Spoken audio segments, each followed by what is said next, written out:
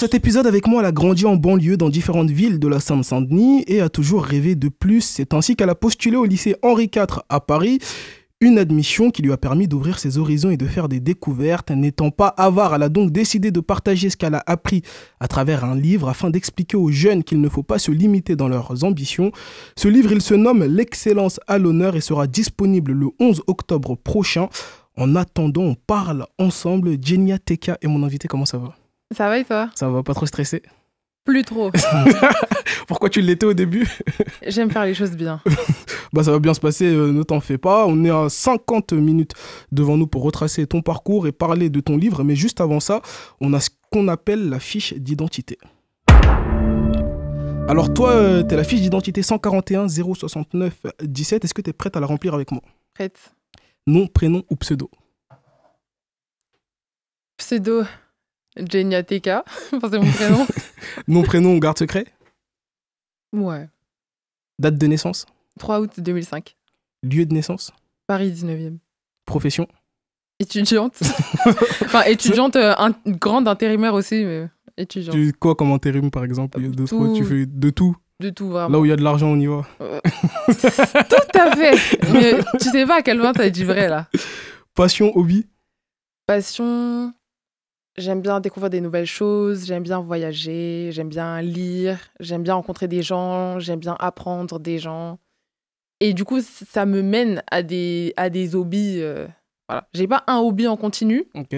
mais souvent, en rencontrant des gens, en découvrant des expériences, je suis amenée à faire plusieurs choses. Je peux pas te dire l'art parce que je peux consommer des expos, des musées de temps en temps, mais je peux tout à fait écouter de la musique dans des circonstances particulières. Enfin bref, je suis amenée à C'est faire quoi le un peu de dernier tout. son que t'as écouté là par exemple? C'était le générique de Loli Rock.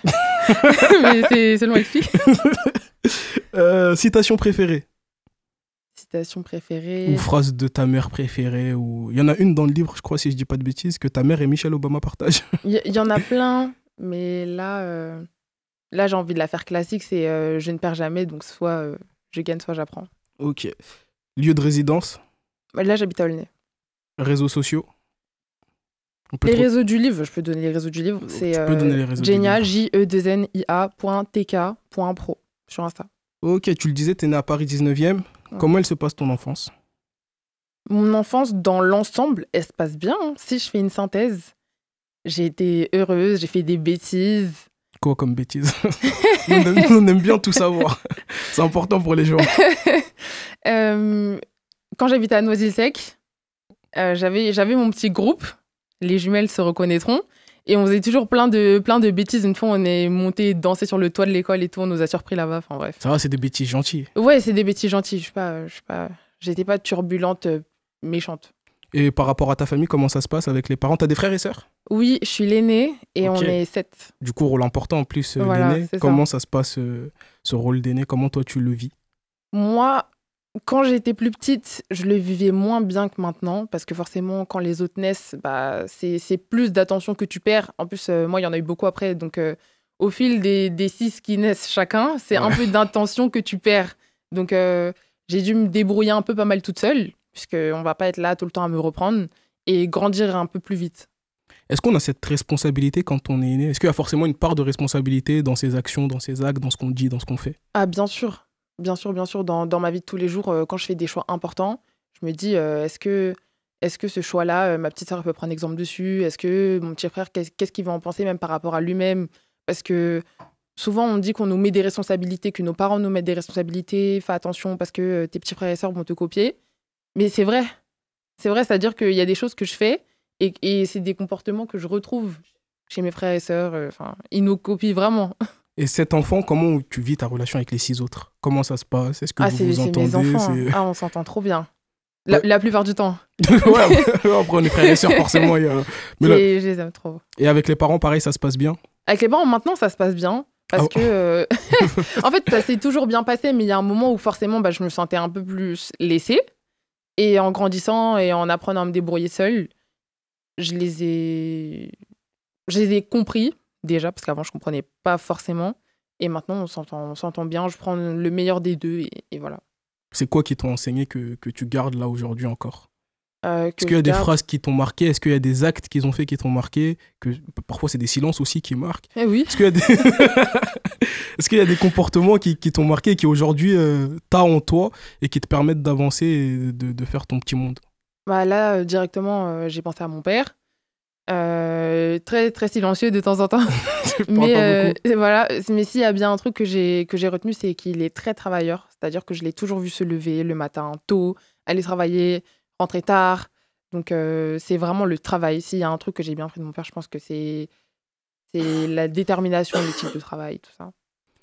Comment ça se passe à l'école en élémentaire avant d'arriver à partie collège? Comment ça se passe? Maternelle, t'as des souvenirs ou pas du tout? Oui, maternelle, je chantais, je dansais, je faisais la sieste. Une petite artiste. Voilà. Et élémentaire, comment ça se passe? Élémentaire. Est-ce qu'il y a des faits qui t'ont marqué à l'école ou pas? Dans certains de mes invités, il y en a qui ont été marqués par les différences ethniques entre eux et leurs camarades. Il y en a qui ont été marqués, comme Abby deux fois, l'humoriste qui me racontait qu'elle elle a été marquée par le racisme. Elle a grandi dans un milieu où elle était vite pointée du doigt étant petite fille noire. Est-ce que toi, il y a des choses comme ça qui t'ont marqué ou pas? Oui. Alors, est-ce qu'il y a quelqu'un déjà qui m'a marqué en élémentaire? Oui, c'était une petite fille comme ça. C'était un moment de ma vie où il se passait pas mal de choses. Donc, j'avais dû déménager. Et on n'habitait pas spécialement dans le plus bel appartement qui soit. Et j'avais une copine avec qui on s'entendait super bien.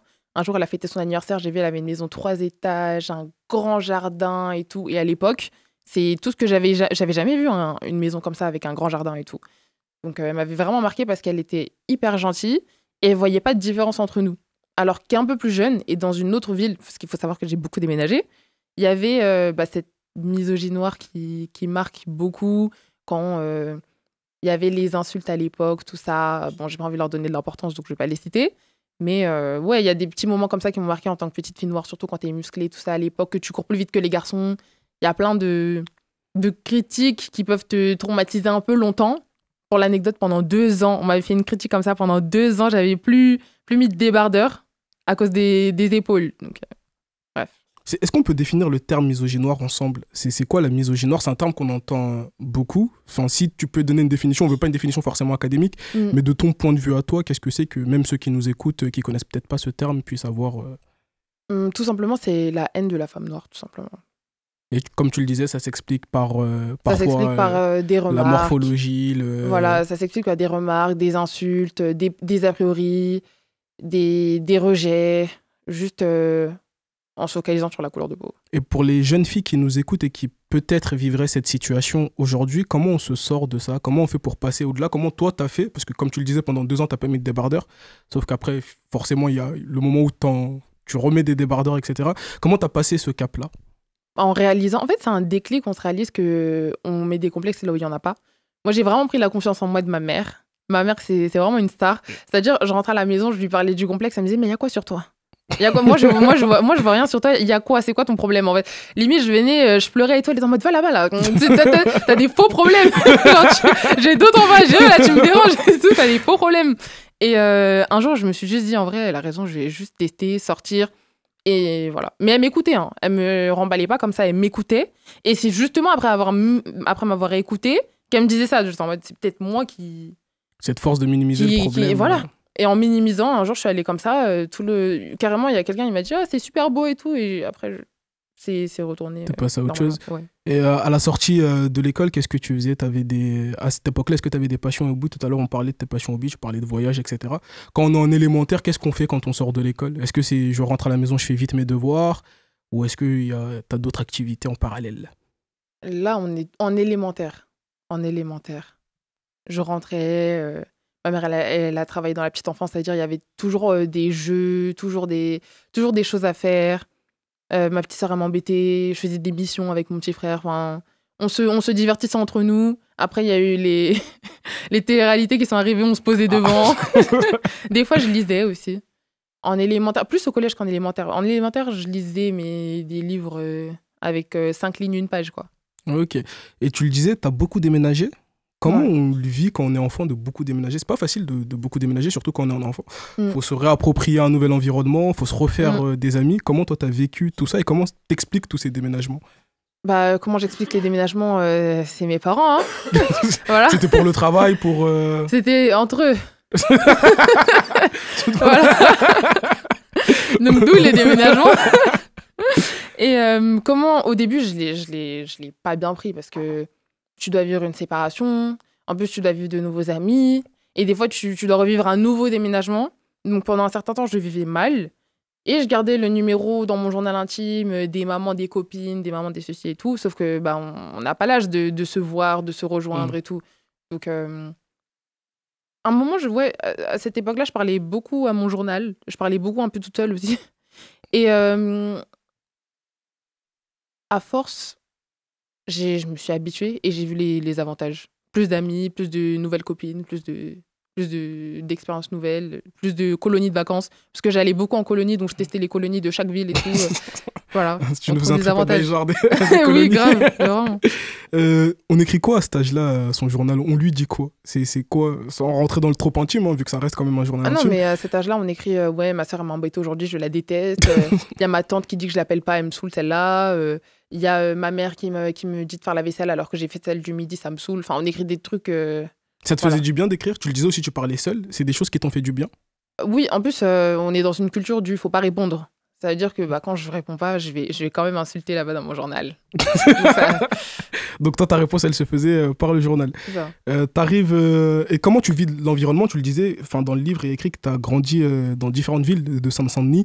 On le sait, le 93, c'est réputé pour plein de choses et pas les plus terribles, même s'il y a beaucoup de clichés.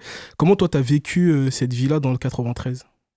Alors, j'ai toujours été un peu hors de ça. Parce que ma mère, elle nous habillait pas à la mode, tout ça. Donc, j'étais pas inclus dans... J'étais un peu la fille qui s'entendait bien avec tout le monde parce que je suis sympa et tout, je suis drôle, intelligente, blablabla, donc je m'entends avec tout le monde. Mais j'ai jamais été dans un groupe à proprement parler. Okay. C'est-à-dire, je m'entendais avec tout le monde dans ma classe, même celui qui fait des trucs pas très nets, mais toujours un peu... Voilà. J'ai jamais été exposée vraiment, sachant que j'ai un père qui est vraiment très... ferme. Très à cheval là-dessus, en mode pas les trucs là et tout, de citer, non, je ne veux pas ça ici, pas de wesh, pas de tout ça. C'est-à-dire, j'ai jamais eu les vrais codes. Je m'entendais bien avec tout le monde, mais voilà. On arrive au collège. Comment il se fait le choix du collège? Comment ça se décide? Avec qui ça se décide? Est-ce que c'est seul? Est-ce que c'est en famille? Est-ce que c'est avec des amis? Comment il se prend cette décision? Au collège... j'ai fait 3 collèges. Troisième, on commence par le premier. Le premier, c'était secteur. Voilà, j'habitais à Noisy-le-Sec. Je suis allée au collège à Noisy-le-Sec, où tout le monde est parti. Voilà, pour la 6e. Ensuite, du coup, j'ai déménagé. J'ai fait 2 ans de collège à Aulnay. J'ai pas particulièrement choisi, j'ai pris ce qui était prêt. Et ensuite, j'ai déménagé à Champs-sur-Marne. Et j'ai pris le collège qui était prêt. Encore. Toujours au collège. Et comment ça se passe au collège? T'étais quel genre d'élève, toi, au collège? Moi, j'étais déléguée. La première de la classe. Voilà. Voilà. Et avec tes profs, pareil, ça se passe bien? Ça se passe bien. Je me suis toujours bien entendue avec les profs. Et même les profs qui ne m'aimaient pas, je me disais pourquoi ils ne m'aiment pas celui-là. Je trouve un moyen de faire que ça se passe bien et tout. Avec tes camarades, pareil. C'est important. Il n'y a jamais de problème de comportement? Il n'y a pas un moment où tu... Moi? Ouais. Jamais? Si, bavardage. Mais pour moi, c'est même pas un problème. Enfin, c'est naturel, mais... Oui, c'est vrai qu'on me reprochait beaucoup les bavardages au point que des fois, on voulait pas me mettre des félicitations, par exemple, à cause des bavardages. Ouais, ça paye, t'as fini par écrire un livre. Oui. Un livre. Oui, ça fait le bavardage. Ouais. Et tes parents, ils sont fiers de toi à ce moment-là? Quand tu rentres avec les notes, forcément, c'est... Pas du tout. En fait, il faut savoir qu'il y a... Je sais pas comment ça s'appelle, mais il y a forcément quelqu'un qui a appelé ce syndrome-là avec un nom. Mais quand t'as l'habitude d'être fort à l'école, tes parents, ils prennent ça pour un acquis. C'est-à-dire, tu rentres avec 16... Pourquoi t'as pas eu 18? C'est quoi? C'est quoi? C'est pas, ouais, je suis fière de toi, quelle note exceptionnelle et tout. Enfin, t'as ramené un 18, bah, comme d'hab, c'est bien. Et comment on le vit quand on est jeune? Parce qu'au collège, forcément, quand on ramène des bonnes notes, parce que 16, ça reste une très bonne note quand même, comment on le vit quand ses parents ils banalisent finalement la performance du 16? Au début, je le vivais mal, parce que tous mes camarades, ils avaient, par exemple, quelqu'un qui a 13, il va avoir 15. À Noël, son père, il va lui acheter un iPhone. il va lui acheter une tablette, des trucs. Moi, j'étais en mode, bah, chez moi, c'est normal. Qu'est-ce que je vais même demander? Donc, je voyais cette injustice-là. Et à force de parler avec mes profs et tout, et même en réfléchissant, parce que je fais beaucoup d'introspection, je me suis rendu compte que bah, que je faisais ça pour moi-même. Et ma mère me disait souvent aussi, mais ton école que tu fais là, c'est pour toi, hein. Moi, je suis déjà allée à l'école, ça Ma me vie, elle concerne est plus. faite. Voilà. Et en vrai, je me suis rendu compte que je le faisais pas pour eux, donc j'ai continué. Je me suis pas dit, ils sont pas fiers de moi, donc je vais arrêter de faire des efforts et tout. Et déjà, à cette époque-là, est-ce que toi, t'as l'objectif de viser l'excellence ou c'est quelque chose qui va venir plus tard? Ou déjà, à ce moment-là, tu sais où tu veux aller? J'ai déjà l'objectif de viser l'excellence parce que je suis camerounaise. Du coup, ça veut dire. Forcément. Bon, forcément. Il y a les parents qui sont là. Il faut pas blaguer avec l'école, hein. Surtout au Cameroun, je sais pas, il y a quelque chose, on blague vraiment pas avec les cours. Donc j'avais déjà cet objectif-là, mais je savais pas à quel point. Je me disais juste, je vais faire des longues études. Pour moi, c'était ça. T'avais des C'est tout, rêves et déjà à c'était tout. l'époque de ce que tu voulais devenir? Bah, je voulais devenir avocate, sans plus. Mais quand on est petit, on voit un peu les métiers des grands comme ça. Bah, je ferais sans doute un peu ça, j'irai au bureau en talons et c'est tout, quoi. Et est-ce que tu savais ce que tu voulais être? Dans le livre, au début, tu parles de savoir ce qu'on veut être. C'est plus Mm, important d'ailleurs de savoir ce qu'on veut être. oui, Est-ce que tu savais ce que tu voulais être? pas au collège. Pas vraiment. Ça arrive après. Ouais, il y a plein de gens qui vont me dire si, tu savais, mais moi, je sais que je savais pas. Et au lycée? On parle du lycée. Comment ça se passe le lycée? Comment il se fait le choix du lycée? Comment se fait le choix du lycée? J'étais en quatrième et j'étais en train de bavarder comme d'habitude. Et ma prof de maths, elle en pouvait plus. Elle faisait que de dire c'est pas possible que tu parles tout le temps, tu déconcentres les autres. Moi, je me disais, mais mettez-moi à côté du deuxième de la classe, comme ça. Quand on a fini les exercices en avance, on peut discuter ensemble, vous nous laissez. Au début, elle se disait, mais cette petite, elle est trop culottée. Sauf que je suis polie, donc elle pouvait pas dire non. Et prochain cours, elle nous Elle avait te mis mettait à avec côté. le... Et un jour, je lui ai parlé de ça. J'ai dit, ouais, ce semestre-là, en plus, ça m'avait marqué ça. On m'avait pas donné les félicitations parce que je bavardais trop. On m'avait mis sans rien. Donc, je lui ai dit. Et il m'a dit, de toute façon, moi, je lui ai dit, est-ce que ça n'existe pas un lycée où il y a que des premiers de la classe? Comme ça, on arrête de tout le temps m'isoler comme ça. Moi, je veux parler avec les gens. Putain, Et il m'a dit... l'anecdote, elle est ouf. C'est ça. Et je savais même pas que ça existait. Moi, j'étais pas au courant des classements, des trucs comme ça et tout. On me disait juste, tu travailles bien, basta. Et là, il me dit, moi, de toute façon, l'année prochaine, je suis plus là et tout. Moi, j'irai, pardon, à Louis le Grand.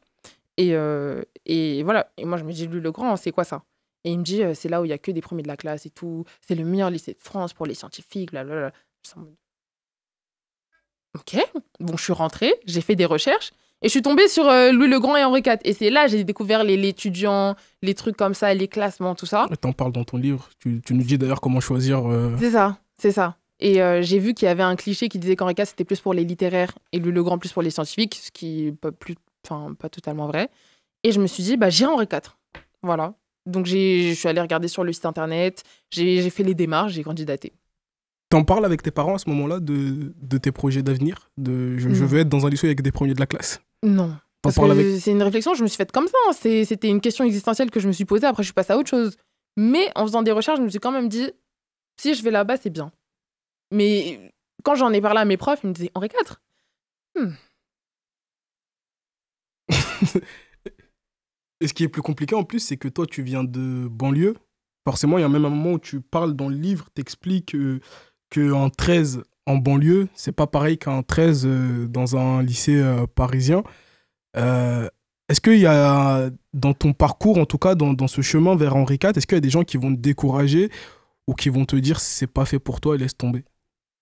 Il y a pas beaucoup de gens qui m'ont dit ça, étant donné que je suis une fonceuse, c'est-à-dire la plupart des gens dans mon entourage savent que quand j'ai une idée en tête, faut que tu donnes des suggestions pour l'améliorer ou que tu donnes des vrais arguments pour que je lâche l'idée, là, sinon je vais tenir. C'est-à-dire, il n'y a pas beaucoup de gens qui m'ont découragée. C'est plus des gens qui me disaient, t'es sûr? Et des profs, quelques profs qui me disaient, mais tu sais que tes notes ici, c'est possible qu'elles soient pas valorisées pareil pour ton dossier. C'était beaucoup de doutes. C'était pas de tu vas pas y arriver parce que j'avais un bon niveau, mais c'était des appréhensions. Attention. Et quelle a été l'importance et la place de tes profs dans tout ça? Parce que souvent, on parle de l'éducation nationale, des profs qui parfois brident certains élèves. Quelle a été leur importance dans ton parcours, dans tout ton parcours jusqu'au lycée? Ah, dans tout mon Ouais, parcours. de manière générale, quelle a été la place des profs dans ton parcours et leur importance? Alors, avant le collège, je m'entendais bien avec tous mes profs. Et c'est mes profs aussi qui me poussaient à faire plus. Il y en a, ils se plaignaient quand je parlais parce que je finissais des exercices trop tôt. Et il y en a qui m'en donnaient d'autres. Et c'est ces profs-là avec qui je me suis vraiment bien entendue. Et il y en a sur les bulletins, ils faisaient des commentaires. Je me souviens d'un prof en 6e de français. Bon, il faudrait que je retrouve, j'ai oublié son nom. Mais dans l'appréciation, il disait ouais, t'as un soleil et tout, des trucs comme ça. Je m'entendais trop bien avec mes profs. Et carrément, jusqu'aujourd'hui, je garde le contact avec certains profs. Du coup, pour toi, l'éducation nationale, ça s'est plutôt bien passé? Ça s'est bien passé jusqu'au lycée. Mais même après, ça s'est bien passé, mais il y a eu des exceptions qui m'ont marqué quand même. Est-ce qu'on peut en citer une ou deux? Oui, on peut en citer une. C'était une prof de maths qui m'a un peu dégoûtée des maths. Et surtout, comparé à avant, j'ai l'impression qu'en banlieue, les profs veulent davantage faire ami-ami avec toi pour que tu écoutes plus, pour que tu te sentes un peu plus mal si tu désobéis. Il y a une relation qui se crée. Alors qu'en régat, on part du principe que si t'es là, c'est pour travailler. Donc voilà. Avant, j'avais l'habitude de complimenter une prof si elle change de coupe de cheveux. Madame, vous êtes belle et tout, hein, franchement, tout ça. Et là, tu fais un compliment, on te regarde en mode pourquoi t'as ouvert ta bouche en fait? T'étais pas obligée. C'est différent. Est-ce que toi, tu te sens différente quand tu arrives à Henri IV? Déjà, explique-moi comment ça se passe quand on arrive à Henri IV. Oui, je me sens trop différente. Mais est-ce que tu peux nous expliquer pourquoi tu te sens différente des autres? Déjà, j'arrive, je sors du RER, c'est un nouveau monde. C'est-à-dire, avant, j'allais pas à Paris. Donc, je sors du RER, il y a le Panthéon comme ça. Enfin, il est impressionnant. Même aujourd'hui, il est impressionnant. Il est grand comme ça. Je regarde un peu les cartes. Je vois une veste comme ça à 300 €. J'avance encore. Je vois un coca à 9 €. J'avance encore. Après, je rentre dans le lycée. Le lycée, c'est comme un musée. Enfin, dans ma tête, Oui, c'était un musée. Donc, je sais pas trop comment me repérer. Il y a, il y a la... Comment on les appelle déjà? Il y a la CPE. Elle arrive comme ça, habillée comme les CPE dans Barbie, petite jupe longue, chaussures à l'ancienne. C'est très cliché. Elle vous parle comme ça, mademoiselle. Ok. Tout. Les bâtiments sont grands, on dirait un château, tout. Déjà, je me dis, c'est pas mon genre de lieu. Donc là, déjà, je me sens différente, déjà. Ensuite, je suis avec une petite jupe, des Air Force, un petit top comme ça. Enfin, la rentrée. T'as mis ta petite tenue et tout. La tenue que t'as préparée la veille. C'est ça. J'arrive, les gens sont en chemise, les gens ont des trucs Uniqlo, les gens unis, tout ça. J'avais des couleurs. Ok. Peut-être que En fait, tu sens que t'es pas dans le thème. Mais est-ce que t'es pas dans le thème au point de te dire j'ai peut-être fait le mauvais choix? Non, parce que j'ai toujours été quelqu'un qui me dit attends de voir. Attends de voir. Et quand tu rentres, t'en parles de ça avec tes parents? Tu leur dis que c'est chaud, enfin c'est chaud, non, mais c'est différent, ça ne ressemble pas, c'est pas mon univers. Je leur en parle pas à eux. Je crois que j'en parle à mes frères et sœurs, mais je leur en parle pas à eux parce que déjà, je leur avais même pas dit que je candidatais et ils savaient même pas ce que c'était. Ça veut dire quand Donc j'ai ils été n'ont pas cette acceptée, notion de... je me suis dit qu'ils comprendraient peut-être pas. Et donc, j'en ai parlé à d'autres amis et tout, mais j'en ai pas parlé à eux. Henri IV, pour ceux qui ne savent pas ce que c'est, comme tes parents peut-être, un établissement d'enseignement secondaire et supérieur public, situé au 23 rue Clovis dans le 5e, dans le quartier latin. Il fait partie d'une cité scolaire qui accueille plus de 2600 élèves du collège aux classes préparatoires.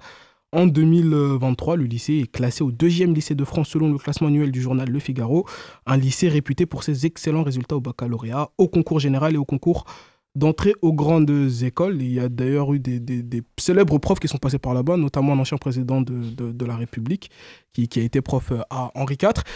Du coup, t'en parles avec tes frères et sœurs. Qu'est-ce qu'ils te disent, tes frères et sœurs? C'est quoi les discussions que vous avez autour de ça? En fait, il faut savoir que quand je raconte quelque chose, je choisis bien la personne à qui le raconter. Tu choisis celle qui ne va pas te démotiver. Voilà. Ça veut dire, ils ont « Oh, c'est dur !» Oh, mais ça va aller. Que des vieux trucs, mais moi j'ai juste besoin de parler. Je voulais pas quelqu'un qui va me dire ah non, il faut abandonner, ah non, faut faire ci, ah non, faut faire ça, parce que j'avais pas assez vu pour prendre une décision. J'avais juste besoin qu'on m'écoute et qu'on me dise des trucs vite. Voilà, c'est tout. Et comment ça se passe les 3 ans du coup? Est-ce qu'on peut rentrer dans le détail de ces 3 années-là? Qu'est-ce que t'en apprends? Enfin, qu'est-ce que t'apprends durant ces 3 ans? Qu'est-ce que tu penses qui peut être changé pour ceux qui vont arriver après toi pour qu'ils n'aient pas cette impression de trop différence? Bon, je vais répondre à la dernière question. Ce qui peut être changé pour ceux qui vont arriver après moi, c'est avoir une meilleure idée d'à quoi ressemblent les gens qui sont passés par là. Ça veut dire qu'avant d'entrer en Henri IV, quand on regarde sur YouTube, il y a des documentaires qui datent de 2003, 2004, dans une vieille qualité. Bon, c'est toujours les mêmes profs, mais c'est pas représentatif. D'où, bon, on va y venir après, d'où le livre. Du livre. Et je pense que c'est tout. Faut juste savoir un peu à quoi s'attendre. Et le reste, c'est tout sur place. C'est tout. C'est Faut vivre le. Voilà, c'est ça. Mais ça. est-ce que, Mais oui. par exemple, tes frères et sœurs, tu les incites à vivre cette expérience, entre guillemets? On parle comme si c'était un laboratoire, Henri IV.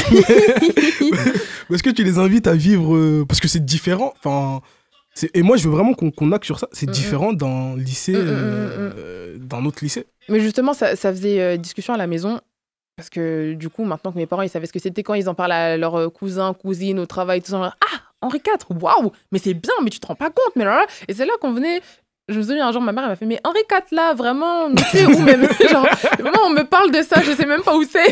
Parce qu'elle venait jamais aux réunions parents-prof, les trucs comme ça. C'est-à-dire, elle avait jamais vu. Et quand elle dit aux gens et que les gens sont impressionnés,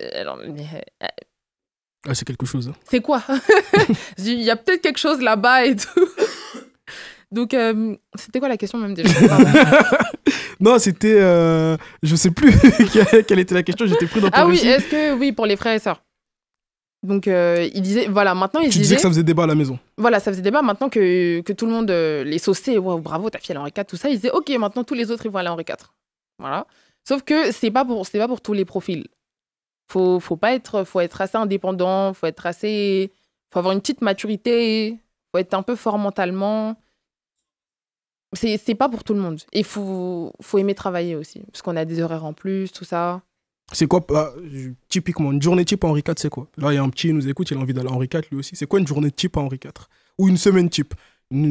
Qui peut-être serait différent, qu'on se fasse une idée de la différence entre Henri IV et un lycée général ou pro. Je dirais que dans la structure, c'est pas tellement différent d'un lycée normal. Je dirais que c'est dans les détails. Comme ma mère a dit, c'est les finitions qui font tout.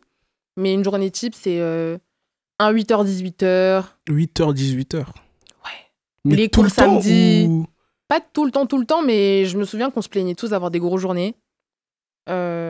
Souvent avec pas beaucoup de temps pour déjeuner et une queue. Une queue. Tu vois la queue de Primark? Ouais, voilà, c'est c'est quelque chose. C'est ça. Pour un petit self, la queue de Primark. Et est-ce qu'on mange bien? Ouais, en fait, oui. là, j'ai vraiment... voilà, non, mais il y a bien une différence en Henri IV. Non, oui, on mange quoi bien? Moi, j'aime bien les petits détails comme ça. Ah non, mais... Parce que nous, on n'y est pas, du coup, on n'y est pas allé. Mais est-ce qu'on mange bien? Non, on mange bien, les assiettes sont bien, c'est des produits frais, des fois, il y a des Paris-Brest, des fois, il y a des saumons à Noël, saumon, tout. En fait, c'est des produits frais, tu vois. En plus, moi, j'aime trop les cantines. Genre, à chaque fois que j'ai un nouveau travail, je teste la cantine et tout. Enfin, tu manges bien. En plus, moi, j'étais toujours celle qui allait demander une deuxième assiette. Là, j'avais mon entrée, mon plat, mon dessert. Je m'entendais bien avec les cantiniers. Ils m'envoient un dessert en plus, du pain, des trucs. J'étais trop bien. Les chaises, elles sont confortables. C'est quoi? Ouais. Non, mais comme ta daronne, c'est quoi Henri IV? On veut savoir. Les chaises, elles sont plus confortables qu'ailleurs? Ou est-ce qu'on est sur c'est quoi la différence en vrai? C'est quoi en dehors du niveau académique, comme on le disait, ça, faut pas le nier. C'est au-dessus, certainement, des autres lycées.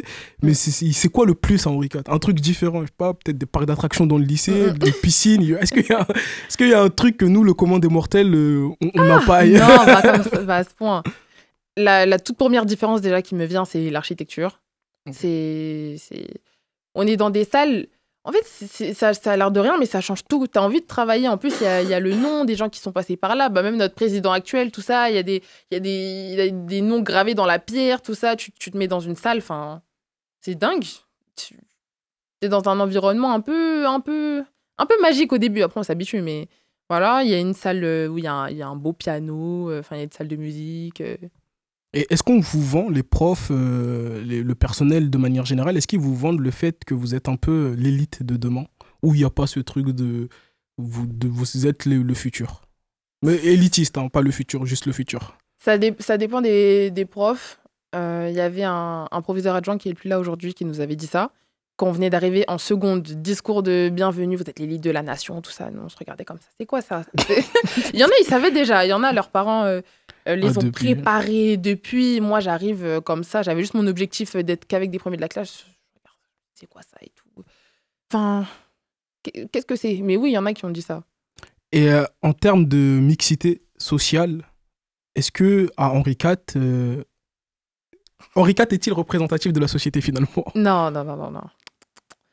C'est particulier. Déjà, en arrivant, j'ai découvert les Parisiens. Les Parisiens, ils ont leur façon de s'habiller, ils ont leur façon de parler, ils ont leur façon de t'insulter, un peu passif-agressif façon. Ils ont leur façon de te voir. C'est particulier. Et en termes de mixité ethnique, est-ce que y a d'autres personnes issues de minorités ethniques ou c'est Oui, parce qu'il y avait des... Bah, je crois qu'aujourd'hui, toujours, hein, il y a des quotas, tout ça, de boursiers. Donc, on était quelques-uns. Il y en avait qui se regroupaient entre eux, c'était drôle. Il y en avait qui se mélangeaient. Il y en a carrément qui se sont mélangés jusqu'à se perdre. Enfin, il y avait de tout. Il y avait de tout. Ça me fait penser à cette scène dans le film Neuilly sa mère, si tu l'as vu, quand Samy il arrive, je crois que c'est Henri IV en plus que ça se passe la scène. En tout cas, c'est dans un lycée prestigieux et qu'il est avec le fils de l'ambassadeur du Gabon. Ah, d'où la ref. Ok, non, mais ça me... Mais du coup, il y a quand même il y a cette mixité quand même. Et c'est bien de le dire qu'il y a ce quota de boursiers qui fait que... J'ai envie de nuancer. Je vais pas dire qu'il y a de la mixité, mais je vais dire qu'il y a suffisamment de mixité pour qu'on se sente pas tout seul. Ok. Au début, en tout cas. Au niveau des notes, t'es comment Henri IV? Au niveau des notes, avant j'avais 18 et tout, j'avais jamais en dessous de 15-16. J'arrive, j'ai 9. J'arrive, j'ai 6. J'arrive, on me rend une copie comme ça, on me regarde. Avant, j'avais le petit message du prof en mode bravo, tu t'es surpassé. On me jette la copie comme ça, je me suis dit, mais je suis où là? Comment on me traite, moi? Donc il y a ce petit changement au niveau des notes qui fait qu'on devient tous plus humbles.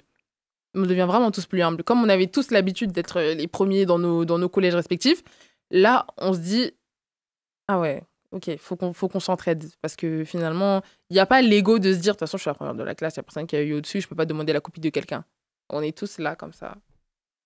Oh, toi aussi, tu as eu cette note-là? Surtout en seconde. Après, il y a les cracks qu'on appelle cracks. Mais sinon, on était tous dans le même bateau. Et les valeurs qu'on vous véhicule, c'est quoi, Henri IV? C'est... Là, tu parlais d'entraide. Ouais, justement. excellence, entraide. Et qu'est-ce que je peux dire en troisième? Je vais garder ces deux-là. Excellence et entraide. Excellence, tu le disais, ça va t'amener à écrire un livre. Et travail. Et travail. Ouais, L'excellence à l'honneur, ça veut dire quoi déjà, excellence? Comment on définit l'excellence? Pour moi, en tout cas, personnellement, j'ai mis la définition de Google à l'intérieur, mais je m'en souviens plus. Pour moi, c'est ce qui est méticuleux, c'est ce qui est bien fait, c'est ce qui a ce truc en plus qui fait qu'on se dit, ah oui, là, quand même, qualité, il y a qualité et qualité. Là, c'est vraiment un travail bien fait. C'est les finitions, comme dirait ma mère. Et comment ça te vient l'idée d'écrire ce livre, L'excellence à l'honneur? Pourquoi tu décides déjà de l'écrire, de un? De deux, combien de temps ça te prend pour l'écrire? Et en rentrant dans le vif du sujet, en fait, déjà, pourquoi tu décides de l'écrire? Pourquoi je décide de l'écrire?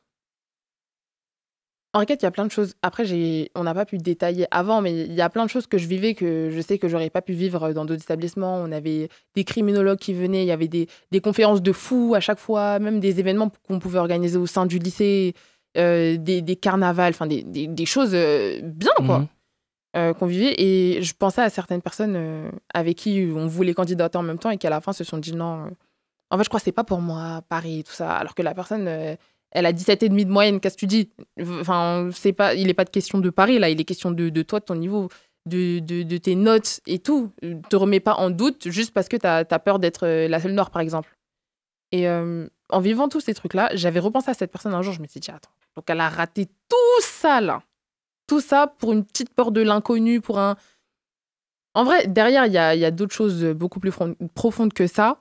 Mais je me suis dit, elle a raté une expérience pareille pour un manque de confiance qu'on nous inculque aussi. Et je me suis dit, qu'est-ce que je dirais à la moi de 14 ans qui voulait candidater Henri IV et que les profs décourageaient un peu. Pas ma professeure principale, ça je tiens à le dire au cas où elle regarde. Qu'est-ce que je voudrais lui dire, qu'est-ce que je voudrais qu'elle sache. Et au début, je voulais faire des vidéos et tout, sauf que je me suis rendu compte que c'est un format qui me convient pas. Et donc, je me suis dit, un livre, c'est bien. Ça prend combien de temps à écrire un livre? Un livre, de nos jours, Avec les IA et tout, je pense que tu peux écrire un livre en un jour. Hein. Et le tien, il a pris combien de temps? Non, un an. Non. Mais le livre, il est passionnant. Moi, pour être honnête avec toi, je ne suis pas d'accord avec tout ce qui est écrit dedans, tout ce qui est dit dedans, mais je le trouve quand même passionnant. Mais déjà, dès le début, en fait, tu nous mets les pieds dans le plat. Tu parles des conseillères d'orientation et tu nous dis, faut que je retrouve le passage où tu nous dis ça. Je ne ferai pas mauvaise presse aux conseillers d'orientation. Je conseillerais simplement de vous en passer si vous faites partie des minorités ethniques. Pour les autres ou les minorités qui tombent sur des professionnels passionnés, c'est une ressource intéressante à mobiliser. Moi, déjà, cette phrase, elle m'a marqué. Surtout ce passage-là, je conseillerais simplement de vous en passer si vous faites partie des minorités ethniques. Est-ce que toi, tu as subi peut-être des conseillers d'orientation qui t'ont freiné dans ça? Et quand tu sais que peut-être quelqu'un d'une minorité ethnique va lire ce livre, est-ce que tu n'as pas peur que ça le freine et qu'il se dise en fait, c'est pas qu'une parano, il y a vraiment un système qui est imposé où si je fais partie d'une minorité, le conseiller va plus facilement me diriger vers un lycée pro que vers l'excellence? L'objectif, c'est pas que quelqu'un, en lisant ça, se freine. C'est justement qu'il continue sur sa lancée. J'imagine quelqu'un qui avance, qui va tout droit, qui va vite, qui est sur une bonne lancée, qui se donne les moyens d'accomplir ses objectifs scolaires ou autres, et qui, sur le chemin, il a un petit doute, donc il va voir la conseillère. Ne va pas la voir. C'est ça que je dis, si tu fais partie des minorités. Si tu es bien sur ton chemin, tout ça, tu peux t'en passer. Parce que si tu sais déjà où tu vas, ça va t'ajouter du doute pour rien. Et c'est des gens aussi... je vais pas incriminer, mais eux-mêmes, des fois, sont éduqués à nous voir d'une certaine façon. Donc, il y a ces a priori, forcément. Voilà, c'est ça. Après, il y a des gens, comme j'ai dit, qui font très, très bien leur métier. Et si tu as un petit doute sur ce que tu veux faire, tu peux aller te faire conseiller. Mais un conseil, tu l'écoutes et ensuite, tu décides de le suivre ou de ne pas le suivre. Mais justement, il faut pas mettre n'importe quoi dans sa tête aussi. Par exemple, est-ce que Jenny, elle est passée par les conseillères d'orientation ou pas du tout? Non, moi pas du tout, parce que j'ai eu la chance de savoir très tôt ce que je voulais faire. Et je me suis dit que non, j'ai pas besoin. Et surtout, j'ai même pas envie d'entendre, en fait, au cas où. Parce que j'ai eu des amis qui sont passés par des conseillères d'orientation, à qui on a dit, mais non, mais tu devrais pas plus là-dedans et tout. Je me suis dit, mais quand tu regardes, non, c'est pas cohérent. Il y a un conseil aussi, ne pas avoir été accepté dans le cursus de son choix n'est jamais un drame. Est-ce que toi, tu le penses vraiment que c'est jamais un drame? Et est-ce que si toi, tu n'avais pas été, par exemple, accepté en Henri IV, tu l'aurais vécu comme un cuisant échec ou tu te serais relevé? Et comment on se relève d'ailleurs de ces refus-là? Quand je dis que c'est jamais un drame, c'est parce que... Il y a toujours pire. Il y a toujours pire, mais j'aime pas cette mentalité parce qu'après, on finit par se reposer trop facilement sur des acquis. Mais quand je dis que c'est pas un drame, c'est que donc, je suis croyante et pour moi, tout ce qui doit arriver à toi arrivera à toi. Même si ça prend... Après, tu peux faire des choix, des mauvais choix, juste ça prendra plus de temps ou moins de temps, ou t'accélères ou tu diminues. Enfin bref. Et pourquoi je le dis, c'est parce que de base, je voulais même pas aller en Henri IV en premier. Je voulais aller au lycée international à Noisy-le-Grand, où il y avait des échanges à l'étranger, tout ça. Et ils m'ont refusé. Oh. Avant qu'Henri IV ne me réponde. Et je me disais, moi? Comment ça? Et ça m'avait fait un petit coup à l'ego, mais bon, c'est pas grave. Et ensuite, j'ai été acceptée par Henri IV. Vous voyez?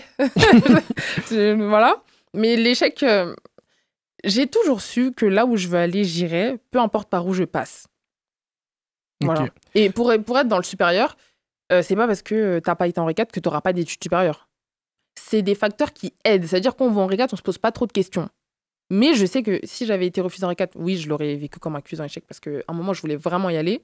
Mais je me serais dit, ok, bah, tu vas bosser pour continuer à être la première de la classe et après, tu auras la fac que tu veux et après, tu feras ce que tu veux. Tu as l'air d'être quelqu'un de très sûr de toi, avec légèrement un peu d'ego. Après, c'est de l'ego positif. Hein. Il en faut, on nous dit, les plus grands hommes nous disent qu'il faut un peu d'ego. Mais il y a mais qui est très en décalage. Enfin, moi, je trouve avec la partie où tu parles du syndrome de l'imposteur. Le syndrome de l'imposteur peut être particulièrement intense lorsque vous vous apprêtez à entrer dans un environnement inconnu comportant de nouveaux défis.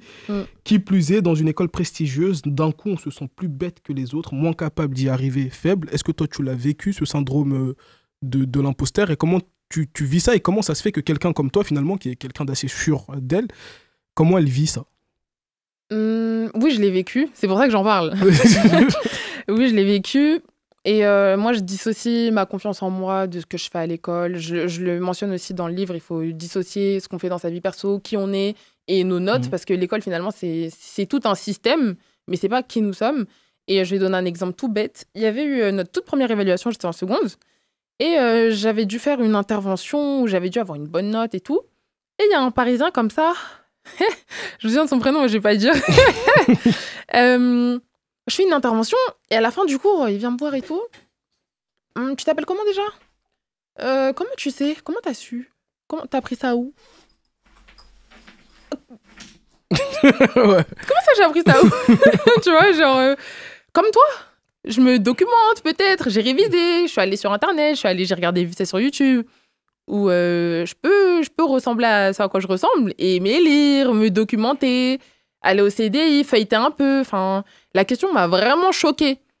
Et il y a autre chose aussi, des fois dans la cour, moi, avec mes amis, en tout cas en banlieue, parce qu'il faut jamais généraliser, mais on parlait pas de politique. Enfin, on parle de la nouvelle chaussure qui est sortie. Est-ce que tu as vu sur JD? Est-ce que tu as vu sur Nike? Tout ça. Nous, entre filles, on parlait de quoi? De make-up, d'artistes, de culture. On parlait vraiment de culture. Je viens de me rendre compte qu'on parlait plus de culture qu'autre chose. On parlait de nos familles, on parlait de nous. En fait, tu arrives dans les cours de récréation, ça parle de politique. Oh, il y a un tel qui a dit ça. Oh, la gauche fait ceci et la droite a fait cela et tout. Moi, je connaissais vraiment... Je connaissais pas vraiment la différence entre la gauche et la droite. Je connaissais même pas mon député. Enfin, c'est un monde abstrait. C'est abstrait de fou. Je suis arrivée, les gens... Et du coup, les personnes dont ils parlaient, je les connaissais de nom. Mais je pouvais pas rentrer dans une conversation. Et quand on se met en ronde comme ça, là, qu'on est neuf à parler comme ça et que je me rends compte que j'ai rien à ajouter, je me disais, peut-être que je suis pas la meuf intelligente que je pensais être. Voilà, c'est ce que je disais. Tu te sens un peu en dessous. Ce qui est aussi intéressant dans le livre, c'est qu'il y a pas que tu parles pas que de ton parcours à Henri IV. Il y a aussi les méthodes de révision. T'en parles. Enfin, je trouve que c'est un livre assez complet à ce niveau-là. Il y a aussi le test. Ai-je un profil pour intégrer un cursus exigeant? Est-ce que moi, la question que je veux te poser, est-ce que t'as pas peur que, enfin, qu'on reste dans un... Comment expliquer ça? Qu'on reste dans un stéréotype et qu'on n'arrive pas à en sortir. Est-ce que le fait que toi, t'es passé par Henri IV, ça peut pas permettre qu'on développe autre chose, qu'on fasse les choses autrement, qu'on y croit, mais d'une autre manière que par ce qui nous est finalement imposé? C'est-à-dire? Par exemple, toi, t'es arrivé à Henri IV, mais t'es passé par le cursus. Tu nous parles de Parcoursup, de pas forcément écouter la conseillère d'orientation. Enfin, il y a un modèle type pour aller à Henri IV. C'est ce que tu nous dis. Est-ce que tu penses pas que le fait que toi, tu y sois allé, ça peut nous montrer qu'on doit trouver une autre alternative pour aller là-bas? Est-ce qu'on ne peut pas sortir de ce qui nous est imposé, du fait d'avoir des 17, des 18? Est-ce qu'on ne devrait pas donner, par exemple, la chance à d'autres élèves qui ont peut-être une note moindre? Ah, moi, je pense que oui, vraiment, parce qu'il y a des gens qui ont des notes moindres. Et ça, c'est plus normal à la fac. On sait très bien que les gens qui travaillent à côté ont des moins bonnes notes. On sait très bien que les gens qui ont plein d'activités, tout ça, ça affecte les résultats scolaires, tout ça. Mais on pense moins à ça en étant petit. Mais il y en a, je sais, des plus jeunes, ils faisaient des pubs, des castings, des machins comme ça, et ça a affecté leurs notes, et on le met moins en valeur quand on est plus petit que quand on est plus grand. Donc je pense que quelqu'un qui a 13 et qui fait plein de choses à côté et tout, devrait être vu, tout simplement. Maintenant, pour les autres questions, c'est plus moi. En vrai, ma question, c'est plutôt, est-ce qu'on doit arrêter avec l'élite? Est-ce qu'on doit casser cette barrière de l'élitisme et de l'excellence également, et finalement tout mettre à un niveau où, pour toi, est-ce qu'il y en a qui disent que les clivages, c'est important? Il faut gauche-droite, il faut élite, pas élite. Est-ce que tu penses qu'il faut continuer à garder ce système-là? Plutôt ça, ma question. Maintenant, la question que je te retourne, c'est casser un système pour aller où, du coup? Peut-être créer plus de mixité, peut-être permettre aussi, par exemple, tu le disais, en banlieue, en tout cas là où toi, t'as grandi, ce qui est d'ailleurs légèrement différent ces dernières années avec tout ce qu'a pu faire les politiques. Maintenant, en banlieue, les jeunes s'intéressent beaucoup à la politique. On l'a d'ailleurs vu aux dernières législatives. Mais le fait de casser tout ça, ça peut peut-être permettre à des gens de banlieue ou de minorités ethniques de demain se retrouver ministre, président de la République. Alors qu'aujourd'hui, c'est des postes qui te sont fermés parce que tu penses que c'est réservé à une certaine élite, une élite qui doit passer par Louis le Grand ou Henri IV. Et casser ces barrières, ça permettrait peut-être finalement de tous se mettre sur un pied d'égalité. Ça, c'est une question que moi je pose, hein, c'est pas mon avis. Moi je demande, est-ce qu'il faut casser cette barrière-là ou est-ce que toi t'assumes et tu le dis, ouais, non, il faut ce clivage-là. Alors, il y a eu une polémique par rapport justement au recrutement d'Henri IV, de Louis le Grand et des lycées un peu comme ça, publics, justement pour casser cette élite-là, entre guillemets. Et avec mon prof de SES, d'ailleurs, on y avait réfléchi et on s'est dit, on casse cette élite-là. Ok. Sauf qu'après, les gens qui ont vraiment le pouvoir, est-ce qu'ils vont mettre leurs enfants avec nous? Non. Ils vont se déplacer vers les écoles privées où là, c'est plus les notes, là, c'est l'argent. Et là, on n'a pas accès. Et en fait, la niche va migrer. En fait, je trouve que faudrait que je m'explique bien, mais ça revient à déplacer un peu le problème. Ok. Du coup, pour toi, c'est enfin, dis-moi si c'est non, pas clair. Hein. Non, mais en résumé, je vais te résumer, tu me dis si c'est moi qui ai mal compris. C'est quand même important de garder ces... Enfin, peut-être pas important, mais c'est essentiel de garder ces... Si on veut casser les élites, faut pas s'y prendre... Pour moi, il faut pas commencer par l'éducation. Ok. Bon, il faut pas commencer par l'éducation, parce que là, j'imagine... Ouais, non. Faut pas commencer par l'éducation. Faudrait que je te fasse quelque chose de bien construit. On te réinvitera pour avoir sur quelque chose... Parce que c'est un sujet, je peux pas répondre en 3 phrases. Ouais, ça se comprend aussi. En tout cas, L'Excellence à l'honneur, c'est ce livre disponible le 11 octobre. On pourra le commander où, le voir où, le lire où. Comment on se fait pour se le procurer? Pour se le procurer, il sera disponible à Fnac, à Cultura, dans plus de 5000 librairies différentes en France dont je n'ai plus les noms. Je vais me battre pour qu'ils soient en rayon, mais en tout cas, on pourra le commander partout. Tu vas en librairie, tu dis je veux tel livre, la vendeuse elle t'aide, il arrive un tel jour où tu le commandes, il arrive chez toi. Disponible presque partout, hein. Enfin quasiment partout, même dans la francophonie, un peu en Belgique et tout. Le prix, c'est pour les excellents ou on peut tous se le procurer? C'est un prix abordable. un prix abordable. En tout cas, je vous conseille de l'acheter, de le lire quand même, ne serait-ce que pour ceux qui ont peut-être pour ambition un jour de faire des écoles comme Henri IV. On va finir avec... C'est pas que pour Henri IV. Parce que j'ai mis des témoignages, comme tu as pu voir, de d'autres élèves, parce que c'est pas le Graal de tout le monde. Et j'ai envie que le message soit plus large, finalement, que les écoles sélectives et tout, parce que je suis pas un guide pour s'intégrer dans des élites et tout. Parce que j'ai déjà eu une remarque comme ça de quelqu'un qui avait pas lu le livre et qui comprenait pas bien le message. C'est d'exceller, et je le dis aussi dans le livre, dans tout ce qu'on fait. Mais surtout tu commences quand on vient de notre communauté, quoi. C'est quoi notre communauté? Non, je rigole. Mais qu'est-ce que c'est? Mais non, mais c'est un livre important. Et achetez-le, procurez-le. Il sera disponible le 11 octobre, c'est ça, si je dis pas de bêtises. L'Excellence à l'honneur, Djenia Teka. On va finir avec un jeu, si c'est bon pour toi. Je vais commencer des phrases et t'as juste à les finir. Ok. Normalement, c'est là... Parce qu'elle nous le disait avant, je vous le dis à la caméra, elle nous disait avant qu'elle avait des moments d'absence. Des fois, là, il risque d'y en avoir. Ne quittez pas, c'est pas un bug. Je vais essayer d'être vif. C'est juste le temps de réflexion. Être une femme aujourd'hui, c'est... Bien. Être une femme noire en France aujourd'hui, c'est...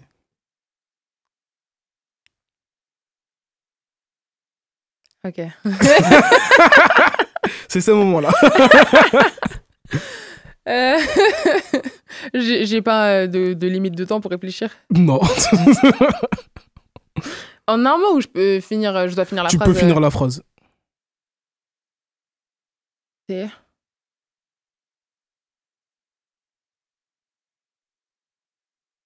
Faudra qu'on casse. Oh, mais c'est bien aussi, c'est bien pour ceux qui nous écoutent de se dire qu'il y a un temps de réflexion sur cette question. C'est pas facile comme réponse. C'est particulier. C'est particulier. Henri IV, c'est pas si... Mal. Les études, c'est bien, mais... Ça fait pas tout. Écrire un livre, c'est bien, mais... Ça demande du temps, c'est un défi. Sauf si on passe par les IA. Même ça, je pense que c'est un défi aussi parce que aussi. les gens le voient directement. C'est vrai. La banlieue, c'est Quelle banlieue? là où toi, t'as grandi. J'ai grandi dans plusieurs endroits. Le 9-3, c'est... Allez, le 9-3, c'est... C'est sûr que la banlieue... C'est sûr que Neuilly, c'est pas Saint-Denis, mais le 9-3, c'est... Je suis chiante, mais ça dépend où. Là où toi, t'as fini. Là où t'as fait ton adolescence. Oui, t'as fait plusieurs fois. Elle va me dire qu'elle a fait... Là où... Bon, c'est enrichissant. Merci. J'aimerais dire aux jeunes... Ouais, bah après, là... Elle fatigue celle-là, je vais pas finir mon interview. Alors, bon, on va passer cette question-là. Non. J'aimerais dire aux jeunes issus de banlieue que... Faut pas se mettre de limites. On peut aller où on veut, faut pas se mettre de limites. Le meilleur conseil qu'on m'ait donné dans mon cursus scolaire, c'est... De persévérer. Le 11 octobre sera... Grandiose. On te le souhaite. Si je devais vous donner 3 arguments finaux pour vous conseiller de lire ce livre, je vous dirais que ça peut être un argument. Vu comment on est là, on peut aller sur, on peut aller sur un seul argument. Un argument final. Tu peux répéter la phrase, s'il te plaît? Là, je vais te la faire même plus courte. J'hésite à acheter le livre. Si tu dois me donner un argument qui fait que la balance, elle penche du côté de ceux qui veulent le lire, c'est quoi? Qu'est-ce que tu me dirais pour que je l'achète? Moi, je veux dire que tu vas apprendre des choses et que tu auras de nouvelles perspectives. Si je devais utiliser 3 mots pour décrire mon état d'esprit, je dirais... Là, tout de suite, heureuse, déterminée et sereine. Mon interview du jour était... Bien. C'était bien aussi de mon côté. Merci à toi en tout cas d'être venu. J'en profite aussi pour remercier Anna Gomis qui nous a mis en relation. Anna qu'on attend sur ce plateau également. L'invitation a été lancée pour Anna. On attend maintenant qu'elle y réponde favorablement. Merci à vous de nous avoir suivis. C'était Léonard à la technique, Jay au niveau de la réalisation vidéo. Très content d'avoir repris cette nouvelle saison d'À bout de souffle. On se retrouve dès la semaine prochaine pour un nouvel invité. En attendant, prenez soin de vous. Bien évidemment, cette émission est disponible sur toutes les plateformes légales de téléchargement de podcasts, Apple Podcasts, Spotify, Deezer. Et elle est disponible sur YouTube grâce à Dieu encore une fois. Passez un bon dimanche, passez une belle soirée et faites attention à vous.